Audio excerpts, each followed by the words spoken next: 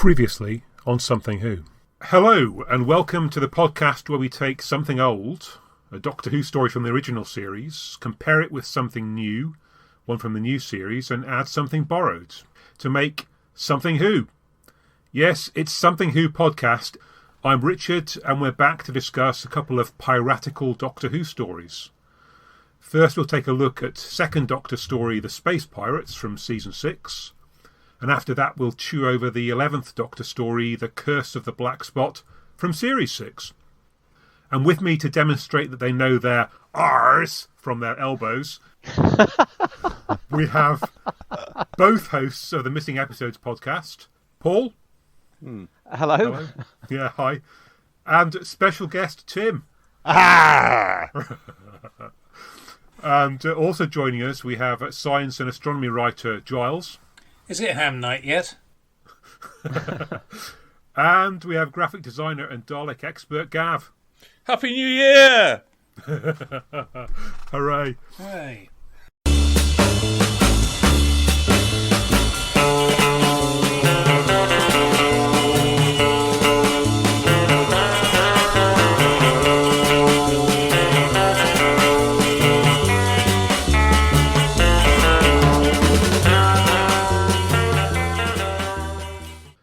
You mentioned, Gav, you had some technical stuff. Have you plumbed all your stuff, or is there other stuff you want to throw in? I've peppered them largely throughout. Yes. But I had two small additional random facts. I think it's the first story that John Nathan Turner worked on. Mm-hmm. It is, yeah. And it was the last story ever in Lime Grove, episode 1, I think. Ooh. Not very interesting, but true. I wondered about that, just quickly, because surely there's some set crossover between episodes 1 and episode 2. It would make more sense to me if the sacred text said that episode 2 was the last story filmed in Lime Grove. They were never that logical. So they rebuilt the same sets in... They'd already done it in Ealing. Riverside, or BBC, was it in TV Centre where the rest was filmed? Or... I actually don't know.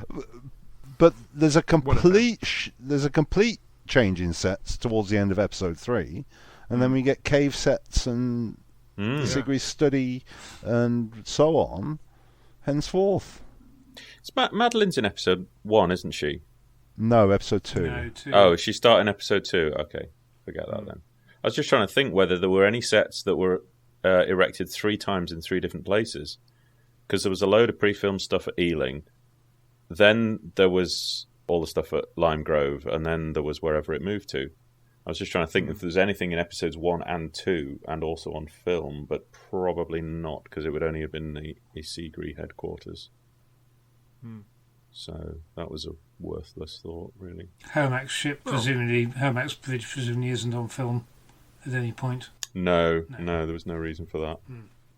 I was just looking at where it ended up. Zambia in March 1976. Oh, we didn't talk about that, did we? It only sold in a handful of countries, 76, didn't it? Like yes, that was... 4 or 5. Yeah. Hong Kong, Singapore, So, I mean, Australia, Zambia.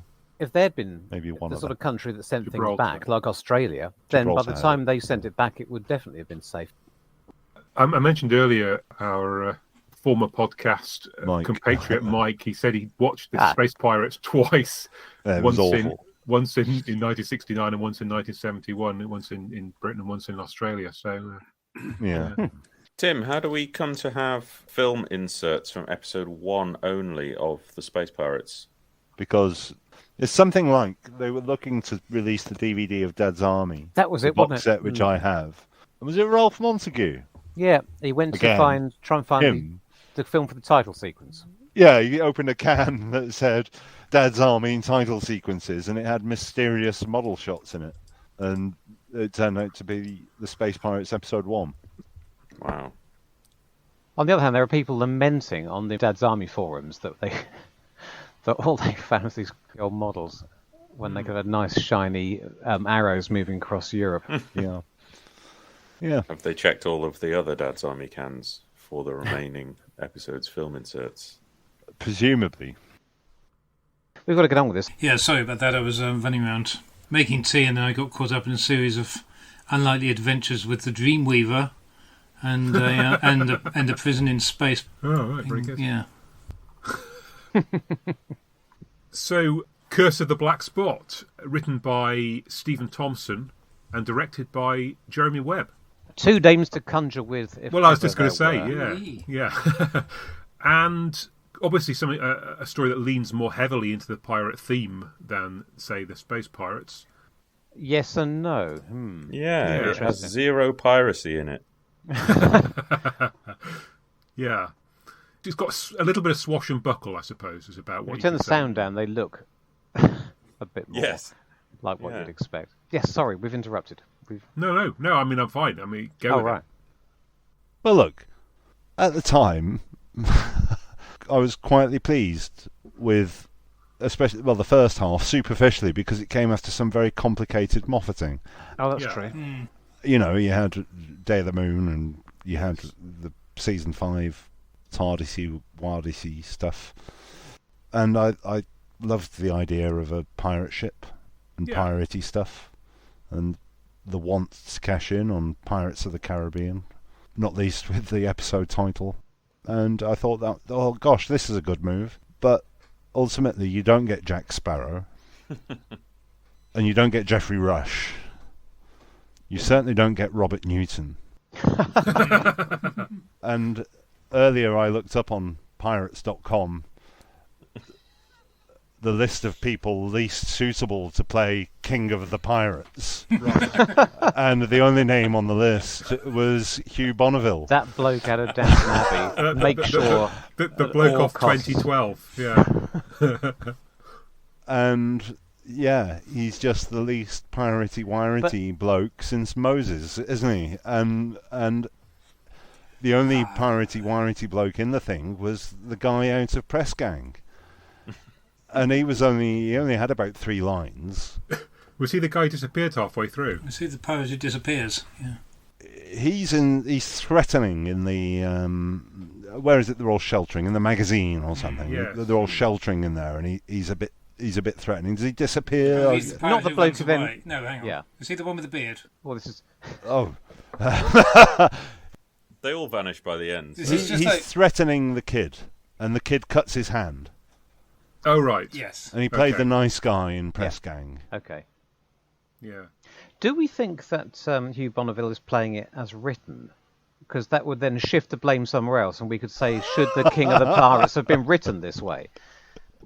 A decent chunk of his story seems to be leaning towards the idea that he's a decent chap with a wife and family who's accidentally turned to piracy, which is undermined by his scurrilous friend saying, "I've seen him kill 1,000 innocent people Yes. dead." Which And you is think, never followed up on. He hasn't, though, has he? He's Go given to him a Ask cuddle and Jeeves said sorry. and look up Henry Avery or Henry Every, and tell me whether he's a nice guy. And surely, if I can do that, then Does he look like a malodorous knave? Yeah, but I mean, let's think about it. I mean, essentially, anyone who's in the Royal Navy at that point is going to be probably a pretty scurrilous character anyway, because they're all at various degrees of piracy. It just depends whether it's state sponsored or not. So to suggest that there's a real change of, I mean, You've yes, thrown there is. that- Go on. You've thrown it in there as a gag, but that would have been a much more interesting story if they'd actually written something that explored the... Well, I mean, even the later Piratery. Pirates of the Caribbean films went down that route, didn't they? With Tom Holland. Yes. Not Tom yeah. Holland, Tom Hollander. My mistake. Have you seen Taboo? Taboo is brilliant. I highly recommend it. And that is all about legalised piracy. But anyway, yes, carry on. Yeah, so I guess in that sense, this story of the deeply honourable guy who works for the Royal Navy suddenly turning into the sort of terrible, nasty piratey. It's a bit like in Blackadder when Melcher is talking about British and German spies, isn't it? And one of them are jolly decent chaps on our side, and the other are terribly evil, spineless, Hun. cowardly chaps. Fighting their Yes. filthy Hun war. Yeah. Thing is, it's another one of those, isn't it? It's another one of those ones that, as I said, I'm not going to repeat what I said when we did the cowboy one, the western, but it's one of those ones that we didn't really get in the old series, but in the new series we do all the time. They choose a genre. We're going to do this week. We're going to have a big slutty pirate episode, or a western gunslingers episode, or we're going to do Robin Hood, and they can never decide how they're going to do it. Are they going to do it full-bloodedly? Well, the answer to that is no. Are they going to subvert it? Are they going to turn it inside out, and are they going to do it realistically? I mean, Robin Hood, on rewatching it, I mean, these are generally the episodes that I found least satisfactory, but that's just a personal preference. The Robin Hood one turned out to be the best one because he did actually play with the fact that these, the Doctor thinking, this is so much like the myth that it can't be real. Yeah. But most of the time, they just pay lip service to some of the superficial trappings and tropes. But they seem much more interested in trying to pick a list of trappings and explain them all away. Or what could be a science fiction explanation for this? And they're so excited about that we get about 5 minutes, generally, of the good stuff, the headline stuff. And then it's all just explanations. So I think it's science fiction, and I don't like my Doctor to be science fiction. It's an adventure series for boys and girls of all ages. So that's why these ones get on my knob end. One of our number made an amazing observation in an off-air moment about the backwards construction of Eve of the Daleks. Tim pointed out that it suggested that the format of that episode worked backwards from this episode is going to culminate with a fireworks display. How do we get there? Yeah. And I think that Curse of the Black Spot suffers horribly from the same tail wagging the dog. I mean, this is... How can we have a sea siren, but that turns out science fiction-y, and it becomes more kind of mangled as it goes to sort of bash this idea into this hole that it's come out of, and so that you can see the brainstorming session of it's an alien ship, so the ship's full of aliens, but it's got this medical hologram. And the medical hologram's going to look like a siren that haunts the pirates. And somebody says, well, she's going to look like an alien. And they're like, oh, for Christ. So we'll say that she's got protein circuitry so she can look like human. Fine. Exactly. We'll go with that. And then it's like, well, don't sirens sing? Oh, hang on. Singing could be an anaesthetic. She's a doctor singing anaesthetic. We'll go with that. What's she doing? She's delivering an anaesthetic. Of course she is. Of course she is. They're so in love with all these explanations that that's what it becomes all about. And they all become moments the Doctor can slap the side of his head and go, of course! And the other thing it reminded me of was Murder on the Orient Express, another one where... absolutely. As we said, it was better than I remembered when we rewatched it, but... It was very little murder mystery and far more in love with it, far quicker than it needed to. It switched to explaining, being most wrapped up in its own cleverness. Isn't it basically the same story? I mean, to be honest, 10 minutes from the end, it flips to a generic spaceship explanation. But they always do. That's always, every time there's something juicy. They pull the curtain away. And rather than being a Wizard of Oz behind, the man behind the curtain, it's a spaceship or it's a 3D, it's a virtual reality. I mean, it's a rehash. It's a rehash of The Empty Child as well. It's a rehash of. I have to say, I know I've not seen this since transmission. I can't remember whether I saw it quite so obviously this time, but I happened to watch it on iPlayer when they describe the capsule summary is there's terror on the high seas as the Doctor is stranded on a pirate ship where he must face an apparently deadly siren. And at that point, I immediately thought, okay, it's Moffat boilerplate. Apparently, deadly siren. Love it. I immediately remembered or summarised. Okay, it's Moffat boilerplate plots. Number 127, technology gone wrong. So, Gav's right. There would have been a big meeting where they all talk through the details.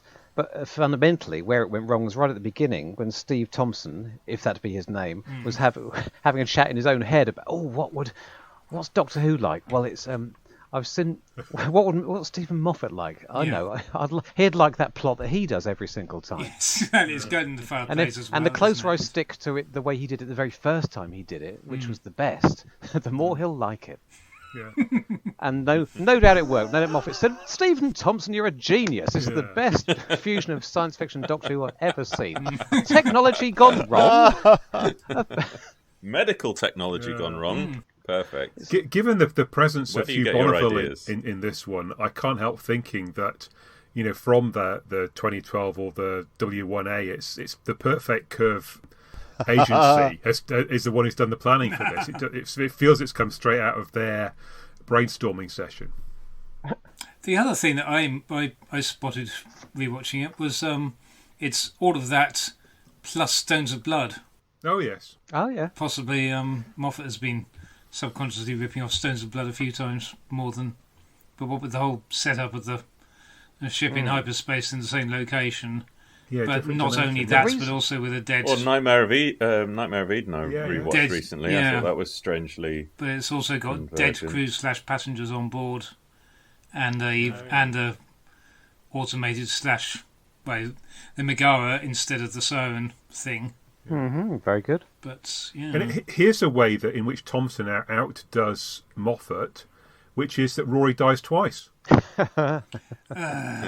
Is this still? Where are we? Because we're watching these all out of order because of our excellent randomizer. Is this one of the stories that contributes to the they keep killing Rory thing, or have we already had the they keep killing Rory thing, but they carry on? They keep killing Rory. This is where they start. This is where it's been recognised, and they start mucking around with it. I think.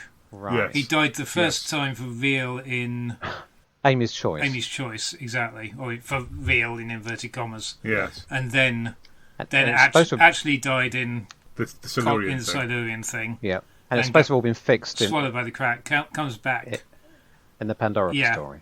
Yeah. And then I don't think they kill him off in Christmas Carol or Day of the Moon. How dare they? But then they kill him. They kill him in this. They kill him in The Doctor's Wife. Yeah. Where else do they kill him? So they kill him in. Did they kill him in? They kill him in Day of the Moon, which precedes this Yes, directly. they do. Oh, they do kill him in Day of the Moon. Yeah. Yes. Do they? Yeah. Do they? No, they do. No, sorry, do they? They don't actually kill him, but there's a suggestion that they might have done in what. He ends up in a body bag. Yes. Yes. But they also kill the Doctor. Everyone ends up in a body bag. That's right. In that. Yeah. And then they faux kill Rory in this, although he's saved. Yeah. And then you Twice. said they killed him in the Doctor's wife. Yes. Yes, he falls down a big hole or something. Don't they age So him he's to killed death? in 3 consecutive stories. Yeah, I thought they aged him to death. Yes, that's right. Yeah. And he's killed in Amy's Choice. Yes. Yeah, but the Amy's Choice one is forgivable because it's the illusion world. Now, speaking of forgivable or indeed unforgivable illusions, this story picked at random, watched out of order, trying to enjoy it as a standalone thing. And Madame Covarian's face appearing at the window was a sudden jolt. And I realised I mustn't have watched Curse of the Black Spot since the rest of that season. I must have watched it twice that week and then never again because... Oh, welcome to Something Who. I mean, I've still watched it once since broadcast, so I'm not quite in your club. But I don't think I've ever watched this suddenly thinking, oh, that's not really Amy. None of this is real to her. Oh, yeah. Oh, my God. I forgot that. Yeah, because that was the sudden thing that I thought, oh, that's the real Amy is in her prison cell with Madame Covarian looking in the window at her, or whatever. I muddy on the details. But that Amy is a ganger? A ganger, that's what they were called. Yeah. Except we haven't met the gangers yet. No, but she's not real, is she? None of this is real to Amy. This is a flesh avatar of some kind, and she's going to. I'm really sorry. This is ABC. We haven't met the gangers yet. Are they not in season 5? No. No. They're in season 6. They're the next story, aren't they? Or the story after Doctor's the next Wife story after then. Yeah. Oh. Okay. But she is. We have met the Clangers. She's Clangers, imprisoned. Yeah. The Clangers, we met them. In the Sea Devils. Yeah. Interesting little creatures. I found that really jarring, and then but I then embarked on a discussion with my girlfriend about the relative merits of these things because she said, "Oh, well, it's interesting because it hints at a wider story." And I said, "Well, that's all very well, but we're not going to watch the wider story. We're just sat here and watching a pirate episode. Hmm. But I suppose this is always going to be the problem of threading some kind of arc story throughout the season to keep people interested on broadcast. That's diminishing returns if you're rewatching in a random sequence for whatever reason. But when a series isn't catered to an arc, I don't know, it sort of falls between two stools, especially that weird ending where they kept having to show us clips of Impossible Astronaut to remind us of what had been going on recently. Well, isn't this the one they pulled forward and they moved Night Terrors back?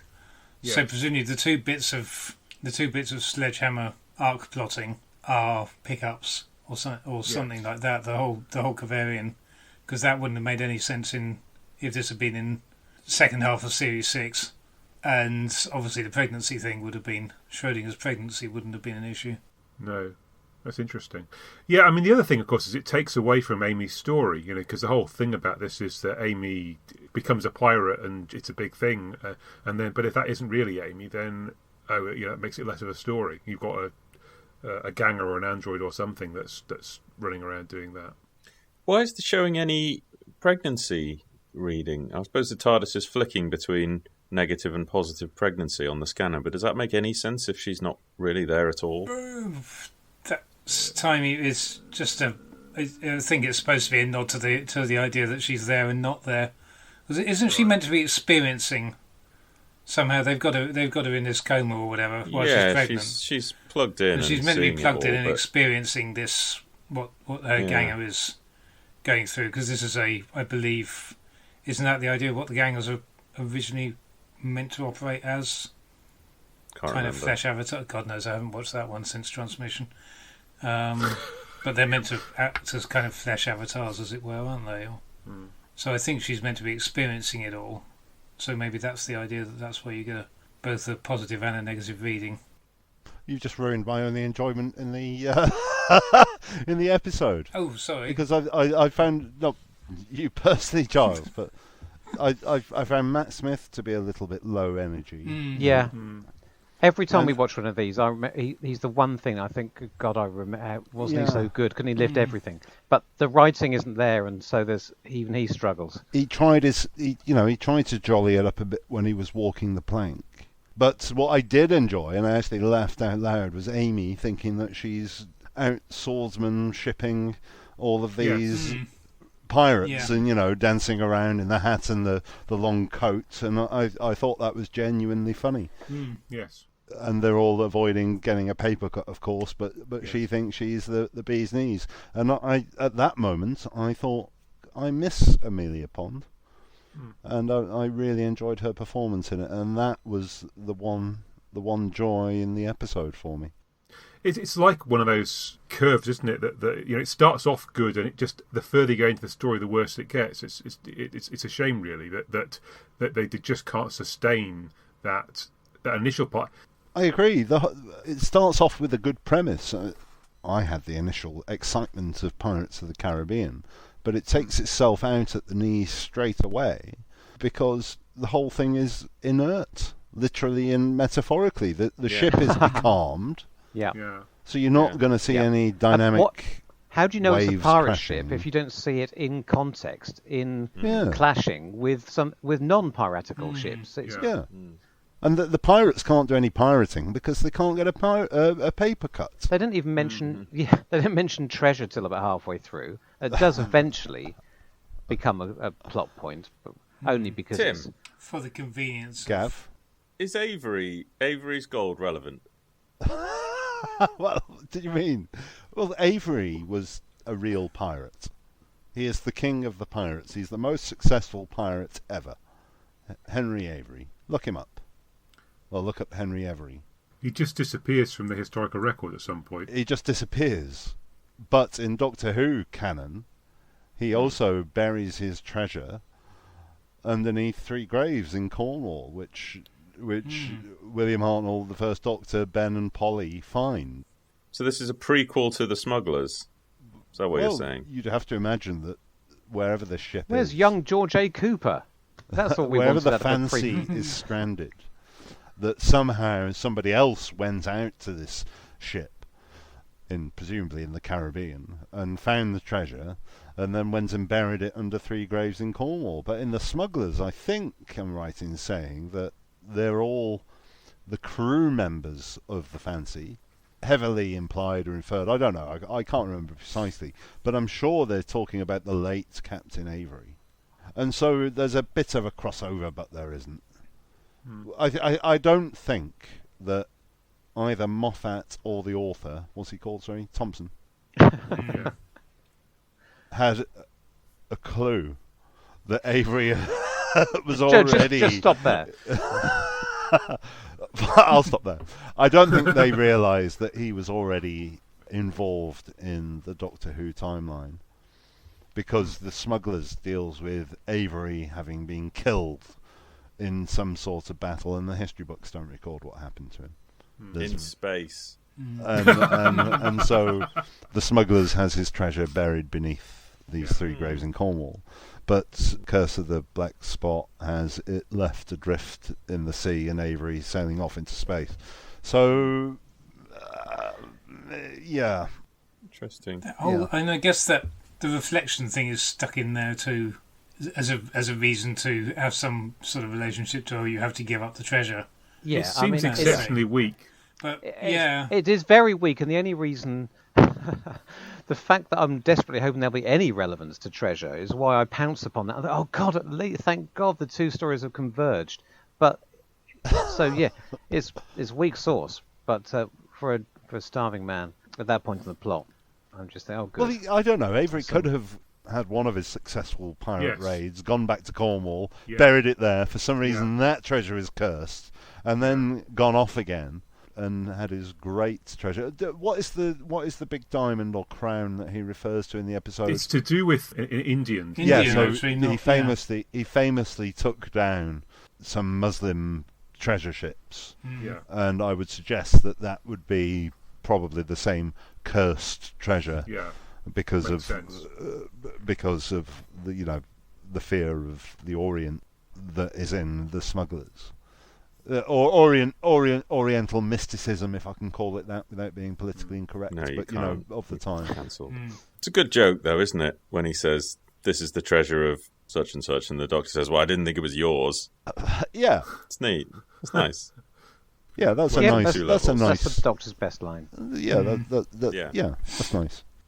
But it just ignores the fact that this had been dealt with before. Do we think it's fundamentally misconceived? Because I can think of ways you could fix this if you decided this is the story you're going to tell. We probably all think this is not the story you should have told if you're going to do Doctor Who and the Pirates. And of course, having just said Doctor and the Pirates, I remember the amazing early Big Finish story. Oh yes. Has anyone actually heard that one? Yes. Yes. Oh, for goodness sake, Gav! I know you don't like musicals. Okay, we'll move swiftly on from that. It's really rather good. It is amazing. But it has all the joie de vivre that this lacks, perhaps. But I mean, even there are so many ways in which you just need to see a bit more. Even if you're stuck on this ship, even if it's been decided we can't have any battles with other ships, we can't see them in context, but you could still start slightly earlier. You could, for example, you don't even see the black spot. This black spot isn't the title of the story, but you see that pops up after we've seen somebody get cut, so we already know it's a reaction. If we saw the black spot first, and it's just spend a few minutes with the pirates themselves working out, or maybe don't have them work it out. The Doctor spots that, because then that's something more for him to do. It's a bit weird because it spins its wheels for the whole of the first act, because everyone knows what the setup is. Yes. And it makes the Doctor and everyone look a bit stupid, and Amy look a bit culpable, gaily going around slashing at people with their sword. It means we can't enjoy those moments as much as we would do if...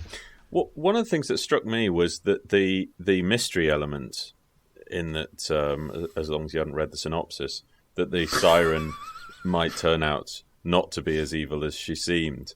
That is the real driving force of the story.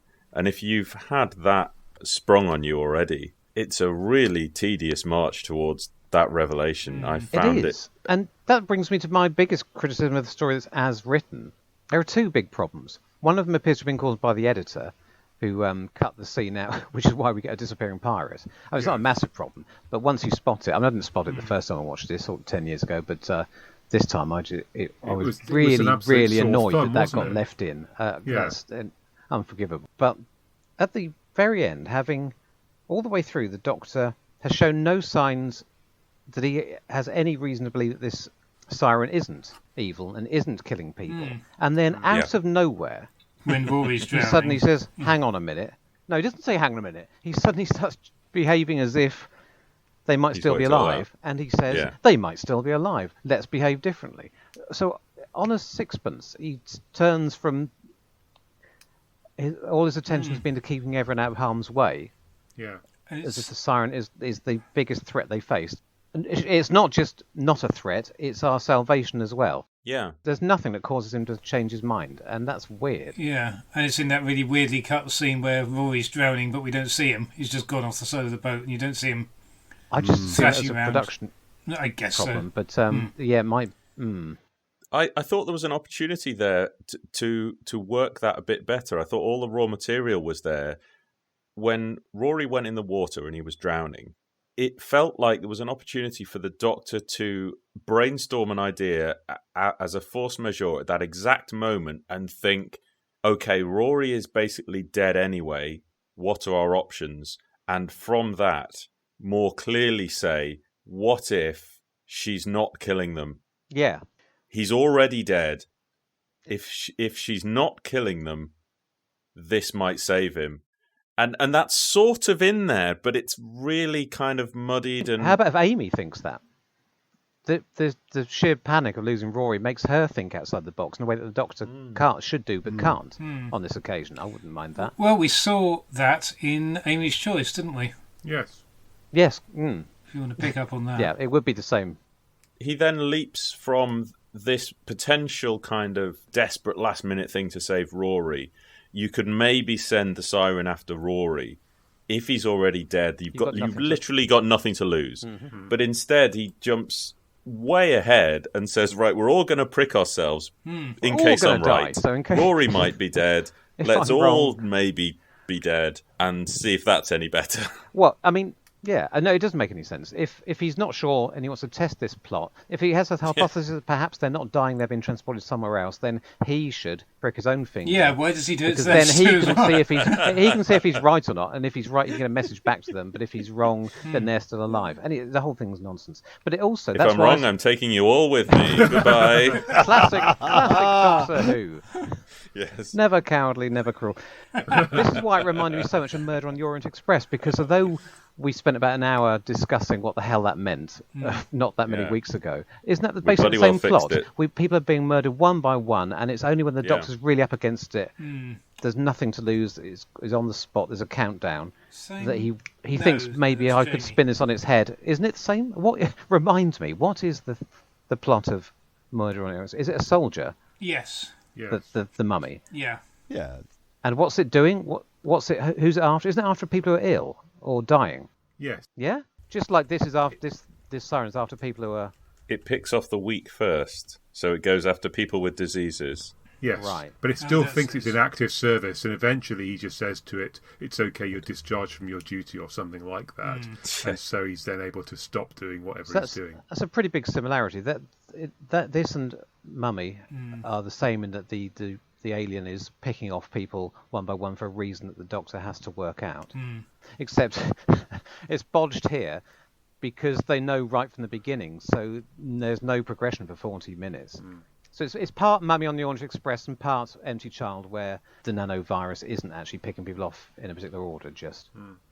The additional learning that they took up in Murder on the Orient Express, or what's it called, Mummy on the Orient Express, is that they managed to, for more than 3 seconds, stick to some sort of tropey Orient Express characters.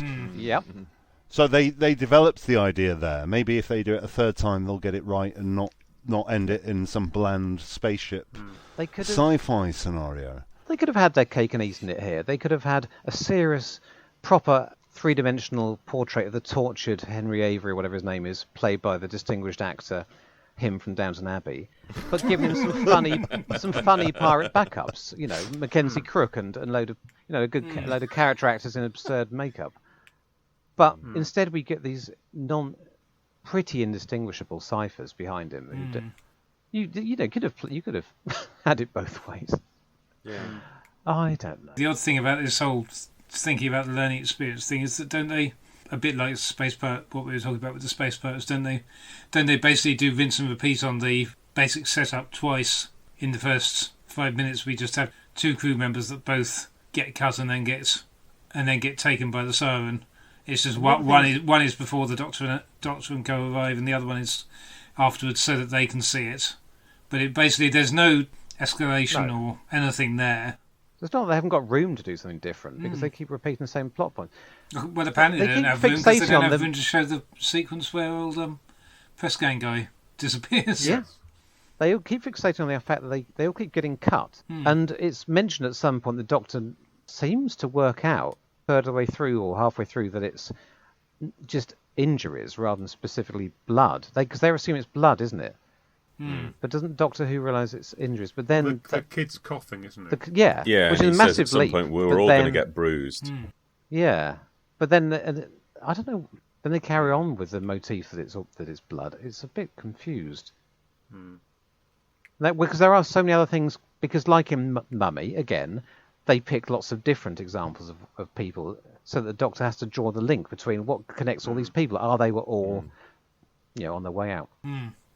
From a medical point of view, it really struggles to stand in any kind of logical way. The idea that there's this sort of all-powerful medical robot creature woman singing stuff that will basically go after you, anaesthetize you, and strap you down if you get a pinprick.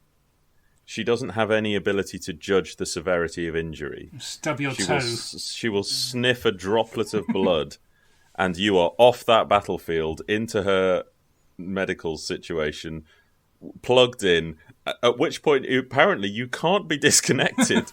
you are knackered at that point. If you get a paper cut, you are in her hospital until the end of time. And she doesn't know how to treat you. Yeah. Bit of a design. She doesn't know how to treat you. She can't interact with you.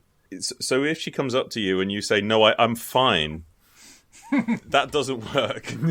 But at some point, the Doctor goes, "Oh, show her your wedding ring. Sign the documents." I thought that was where you were going. Love conquers all. suddenly, Show your James Corden power She'll of love. understand a wedding ring. She's intelligent. She'll understand. You can reason with her. Explain to her you're his wife. Show her the wedding ring. Sign the documents. It's like you can't even tell her to leave you alone because you're fine. You've just got a splinter. But no, you're done for. And then they put a thing in your neck and a thing in your chest, and you're stuck to this bench, and you're done. That's you out of active service. Did anyone else notice Rory's disappearing tracheotomy? No, he He's didn't. lying on the gurney with this tube in his throat. But they pick him up and get him into the TARDIS, and his neck's perfectly fine. Tim. Gav. Is gurney a reference to the smugglers as well? Very good. But that poor kid has to sit there with this tube hanging out of his throat. So why does he end up with it at the end? Why is he the only one that... But there's no explanation for all the other pirates. Right, okay. All the other pirates get their things out of their necks, apparently. Oh, I see. Yeah, he's got a thing in his neck, and all the other pirates are fine. Yeah, no, good. For that last no, they don't. scene. The kid is sat there in the co-pilot's seat. Yeah, down, except for him. Perfectly au fait, navigating amongst the stars, with this hairdryer stuck out of his throat. But when they whip Rory off the hospital bed, the gurney, and get him into the TARDIS, his neck's perfectly fine. The other problem I have with that is that, and I don't normally pick up on science fiction details, but it's down to Amy to use her bare hands and brute force to bring him back to life. Yeah. But they've taken him into the TARDIS, the most advanced spacecraft known to man. It is a problem I have with the inconsistent application of made-up technology in science fiction, you know? It was a problem. But not only that, the empty child. They've already removed Rory from the second most sophisticated medical system that they've recently come across, which apparently will do everything except fix you. Yeah, and it's just not going to work. That's the other problem. I mean, whatever she's doing there, it's not going to bring him out. He's got a lung full of water, lying on his back having a conversation. Exactly. But apparently something is holding back death, and he's gargling away, having a chat. And he says, "I'll tell you how to save me." Does the water immediately? Is he in a vert? Is it Schrodinger's? I mean, does the water immediately come back as soon as you disconnect him? It's like he's in this... Anyway, I don't really care about that. It's just the fact that the Doctor stands there in his TARDIS, seemingly unable to think of anything he might have to hand that could help. Yeah. But because they've just, like a touch with regeneration. Because they've decided it has to end with the power of love. Conquers all, is the most powerful healing force in the universe, and they work backwards from there. But they don't even. But you don't need to take it if you want to do that, then don't have it end in the TARDIS, or even on have it end somewhere where you've explicitly made clear there is no advanced technology. Yeah. It lost all. I mean, I was faltering at that point anyway, but at the point where I thought, oh, it's going to do another fake out death. And I've just got to sit here for the next 3 minutes while they pretend that he dies. Yeah. And then you just wait for him to come back to life. Yes, it doesn't work on any level. And the music swells and everyone cries. And I think, what are you doing? Like, no one was fooled or cared. It really is just the law of diminishing returns. It's just like, why the hell, save this stuff for season finales or something where there's any question of whether the person might be back for might actually Was Lily Cole a great find for Doctor Who?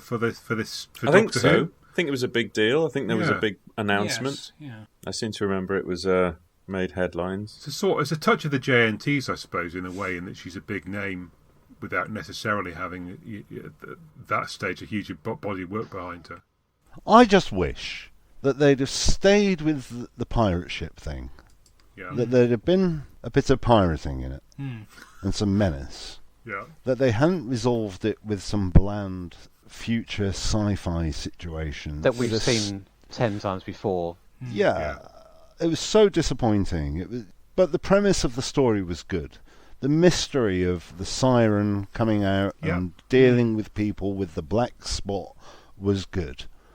I just think it just needed a 80 or 90% adjustment. And I think it would have been brilliant. I just spotted another couple of things. That the bit with the reflections, which I think that's just one too many. Let's throw another twist and another twist and another twist. If it was something that came out of the wars, would be okay. But they respond to the reflections. Immediately, the Doctor goes and smashes up a mirror, comments to Avery on how it's bad luck. I was screaming for Avery to just point out, you realise you just made 1,000 mirrors there. Yes. Has he learned nothing? Has he learned nothing from Enlightenment, where he smashes that ruby? And that's exactly the same problem. Brilliant. And one of the early establishing shots when Amy steps up to become a swashbuckling pirate. Swashbuckling. Yeah. When Amy steps up to be a pirate of some kind. And there's a really deliberate shot of the gleaming, shiny sword, which catches a reflection. Yeah. And the swords were a common. But, I mean, it's one of those ideas that just doesn't bear a moment's thought. I mean, there's reflective surfaces everywhere, constantly throughout that story, in people's eyes. And they don't specify how big it has to be. No. And if they're hoping you won't think about that, but how can you not? You'd have to be a simpleton. Well, this is when you make these comments and people say, well, it's just a children's show and you shouldn't think too hard about these fairly things. Sure the children are going to be the people who are least satisfied with rubbish like this. And talking of it, the other thing was talking of him ripping off Moffat's greatest hits. The fact that once they get on the spaceship, they comment on the fact that there's all these windows or portals into reflections on the ship and so on. Is exactly like the Madame de Pompadour with the windows that they've opened up into her life, aren't they? Yeah. Is Stephen Thompson a real person with a real career? Do you know, it's funny, you should say that. David Agnew. I've had people seriously tell me, admittedly it was at a convention late at night, but in hushed tones they may have been winding me up. There seems to be a conspiracy abroad in fandom that he isn't real. And I said to these people who who introduced me to this club, this bit of Illuminati knowledge. I said, Yeah. but he's real. I remember he wrote for Sherlock, and they announced at the time, because it was written by Moffat and Gatiss and Stephen Thompson. And Stephen Moffat said, I found this bloke. He wrote a play. I went to see this play at the theatre, and it was brilliant. And I thought, I'm going to use you and everything. And that was Stephen Thompson. And they swore blind that it wasn't true. So Right. what makes you ask, Richard? Do you just don't want to believe that he's real? It upsets you. No, I think I've come across a conspiracy theory with that in not a particularly strong form, and I just wondered if anybody had definitive proof of his reality. That maybe it's a joke in the fandom, like the old Kate Bush writing Kinder thing, and it probably is. I've been it probably wound is up. that. I just thought it'd be nice for us to bust that theory once and for all if we were able to do so. But if we're not sure, then we'll just have to leave it at that. British playwright. There's a picture of him. Right. Well, okay, there we go. Got a flat cap on. Got a round face, some stubble, a flat cap, and he's 55 years old. He was nominated for the Laurence Olivier Award for Best New Comedy. Mm-hmm. I mean, that seems relatively. He's got a silk and similar upstairs, downstairs. Oh God! He created Jericho, that ill-fated ITV Industrial Revolution type soapy thing, didn't he? Ah, was that the high watermark of his career so far? I mean, I'm glad it wasn't Curse of the Black. Oh, apparently he created Vienna Blood as well, which has been on BBC Two even last couple of weeks. So okay, he does appear to be a real person. He needs to watch more pirate stuff. Don't give people pitches, or if you do, and you can see the fear or disinterest in their eyes, immediately snatch that pitch back and say, no, it's all right, I'll give it to someone. I'll give it to Mark. I'll give it to lovely Mark Gatiss. He'll do something with it. Don't worry, Stephen. You come up with something original. I heard the sigh when I suggested Pirates, Steve. It's all right. I think Mark Gatiss would have come up with something more original than this, I think. Yeah. Of course he would. That's what I meant. He'd have had a... He'd at least have someone swashing their buckle. Oh, it would have been or buckling their swash. Which way round is it? Well, the swash was the action, and the buckler was the shield. Oh, Right. Okay. So you, as I understand it, to swash was to be sort of ostentatious with your sword, Right. and your buckler was your shield. Got you. Ah. And I think swashbuckling is to hit the sword on the shield to make an ostentatious display, a machismo display. Oh, okay. Very good. I think. So, because it's tempting to assume that the buckler is the person committing the verb, and therefore they are buckling their swash. Yeah, no, the buckler is the shield, but you can swash your buckler. Very good. Every day's school, eh? Nothing if not educational. Yeah. So I was just going to suggest we get to the linky bit, if indeed there are any. Oh, blimey. I had a go at this, and I mean certainly we've got the whole parent-child thing going on. We've got unexpected family relationships turning up in both stories. Although of course the Sigris never meet, we might wish that the Averys hadn't. You've also got this. You've got a character in each of them who's basically a nice chap, but falls among bad people. Madeline Isigri and Henry Avery, as presented in this story, if not the reality of it. And I guess both of them are trying to pull tricks with the plot as well, trying to throw suspicion. I mean, this is just writing, though, isn't it? I mean, all I'm saying is they're using writing skills, but fundamentally, they are trying to throw suspicion in different areas as the thing goes along. And there's a revelation sort of 2/3 of the way through that changes the whole way that you see the story. In the first case, it's old Dom. And in the second one, it's the ship, the spaceship. Both stories have the ships becalmed. Yep. In episode 6 of the Space Pirates, after the remote control system's knackered, Milo says, "You're just going to leave us here like flies on paper." Very good. Neither of them have a Robert Newton pirate rip-off. This is mutiny, Mr. Christian. Is that it? I was wondering whether I could chip in. That's via Tony Hancock. Well, that's it. I was going to say the only reason I know about Robert Newton is Tony Hancock. I'd never actually seen the Robert Newton film. Long John Silver in Treasure Island. Yes. Your atypical, well, he's your typical, Long John Silver. he's your typical pirate. Think of Tom Baker in Blackadder. Captain Rum. Yeah. Yeah. Did any of you see the Tom Baker interview regarding his Captain Redbeard Rum interview on the season 17 box set? Not yet. Oh, well, listeners, there's some gossip there. He throws shade on Rowan Atkinson. Atkinson. I think I might have heard him say is that where that something came from? Because Yeah, I saw that doing the rounds on the internet. discussed. I didn't know that it was also on the yes, it's box set. Yes, it is. It's Interesting. there. Yeah. Yeah. He was coached by Rowan on how to do it. Yes, be boring, and he did it boring, and he got no laughs. And the producers said, "What was that? Are you okay, Tom?" And he said, "Well, Rowan said it'd be funny if I did it boring." And they went, "No, he says that to everyone." He said to Rick Malin, look what happened there. Yeah. Okay, so I mean, so we've done all of that. I mean, any We've done final all of that. thoughts anyone's got? Any remaining gems? I did a Twitter poll to ensure that I wasn't going to be unchristian regarding Curse of the Black Spot, and it was only a short poll. I only ran it for 4 hours. It says important Doctor Who question: Curse of the Black Spot, yes or no? And there were 83 votes, and 72.3% of respondents said no. It's about right. What a crying shame. Yeah. I think I'd agree with that. I mean, It's kind of remarkable that we've spent a decent proportion of time sticking up for the space pirates and slagging off.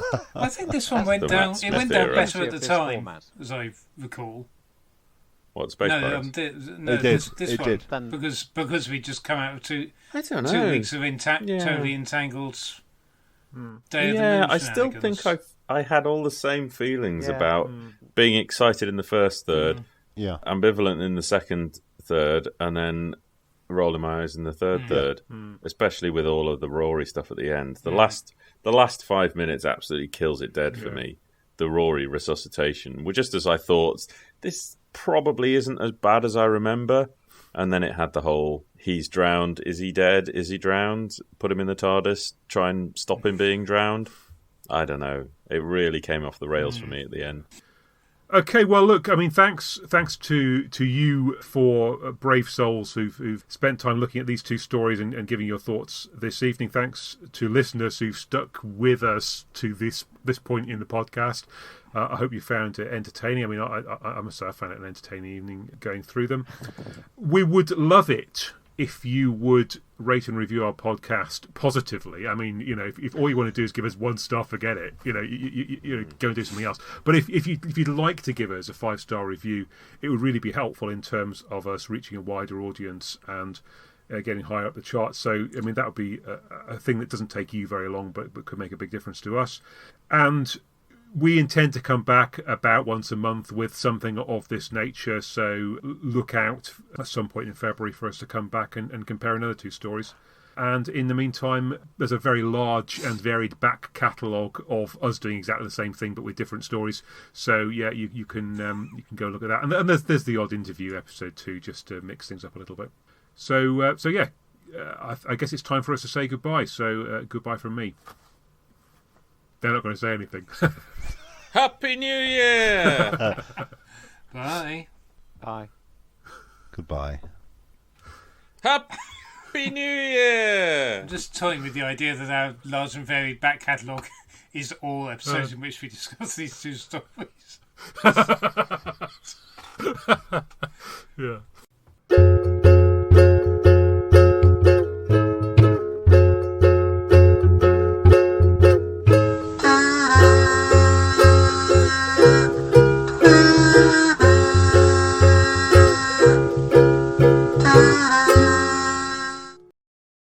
Here's a clip from my other podcast.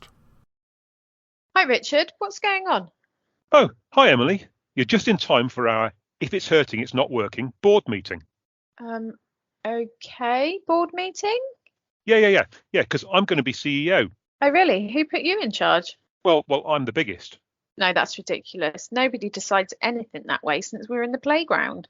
Well, all right. Look, I'm the oldest, so I've got the most experience. Well, what do I get to do? Well, you can be Chief People Officer and Chief Finance Officer, and I'll be Chief Technology Officer. How about that?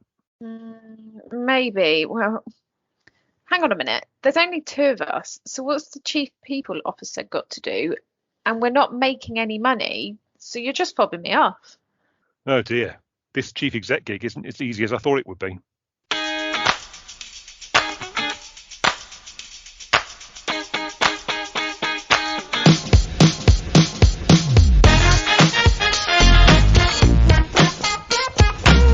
So for this episode, we're joined by Paul, who's the Chief Executive of the company where we work. Yeah, so hello, Paul, and welcome to If It's Hurting, It's Not Working. Thanks very much, guys. I'm a great fan of the podcast, and it's a real privilege to be part of it. You have a very particular kind of a job, and I wonder how you manage to find the right balance between your work and the other things like family and your other interests. Well, I think the answer, Richard, is I do a better job of it now than I did earlier in my career. So what was your first job, Paul? Wow, my first job was a paperboy. Oh, you've got me thinking about my youth now. Yeah. All nostalgic. Yeah, okay. Well, so here's another one that might tap into the memories. And so what's been your favourite organisation to work for? Before I came to Arqiva, I was chief executive of Europe's largest cinema company, Odeon and UCI Cinemas. So flipping it on its head, what has been the worst organisation you have worked for and why?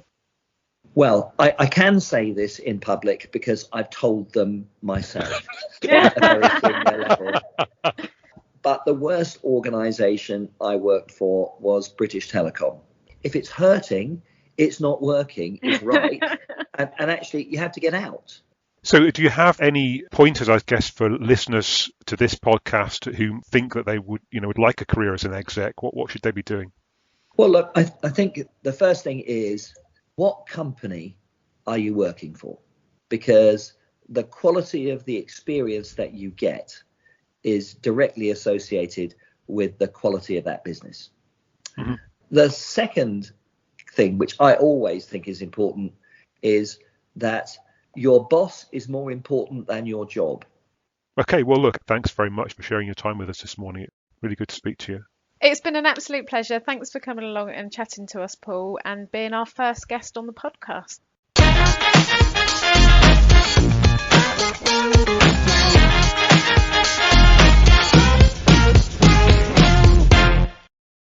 Go away! What? Sorry, I did your accent then.